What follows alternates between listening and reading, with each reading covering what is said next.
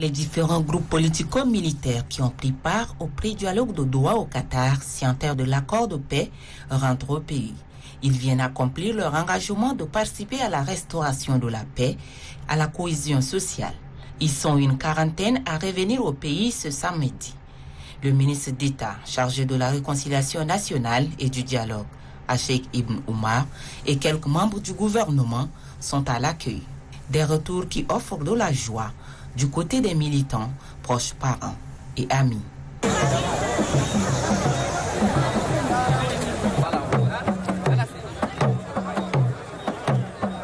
Avec à sa tête le ministre des Affaires étrangères, de l'intégration africaine et des Tchadiens de l'étranger, l'ambassadeur Chérif Mohamed Zen, la dite délégation va participer au dialogue national inclusif prévu le 20 août.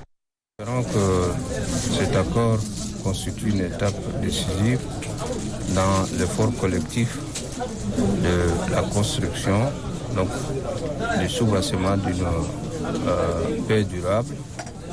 Et certainement, cet accord a le mérite de permettre à l'opposition armée de revenir au pays pour participer aux côtés des autres représentants des forces vives de la nation à ce dialogue national inclusif et souverain dont l'objectif principal est de refonder l'État tchadien pour que cet État soit un État véritablement démocratique où chaque Tchadien, chacune de ses composantes puisse occuper valablement sa place et jouer pleinement son rôle.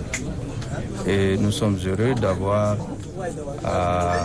pu apporter notre modeste contribution donc, à cet effort collectif qui vise à refonder l'État tchadien en créant des conditions permettant à nos frères de l'opposition armée et des exilés politiques de revenir au pays et participer. C'est vrai, l'accord n'a pas été signé par la totalité du mouvement politico-militaire, mais je dois dire que cet accord laisse la latitude à ceux qui ne l'ont pas encore signé de pouvoir le faire à travers des annexes, donc qui puissent être signés à tout moment.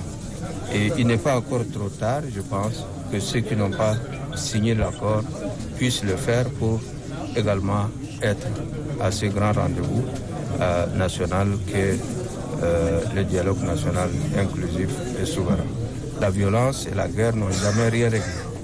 Donc il est grand temps que le dialogue national inclusif prochain, prévu le 20 août, puisse permettre à tous les Tchadiens de se parler franchement, de discuter de toutes les questions intéressant l'avenir de ce pays. On n'a pas ramené grand-chose de Doha, mais on a ramené une graine. Cette graine, c'est la graine de la paix. On va la semer, on va l'arroser ensemble, on va la cultiver. Et cette graine nous donnera, Inch'Allah, l'espoir. Nous avons fait le premier pas pour enterrer les armes. Aujourd'hui, ce n'est pas le moment de faire la guerre. Aujourd'hui, c'est le moment de faire la paix.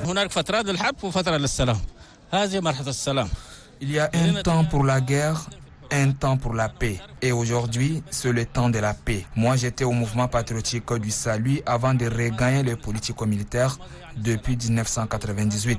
Aujourd'hui, selon moi, s'ouvre une nouvelle page pour la paix sociale et politique pour un nouveau Tchad.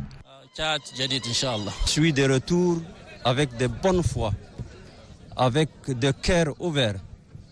Je voudrais vraiment appuyer et soutenir le président Mohamed Idriss Déby pour ce processus de la paix.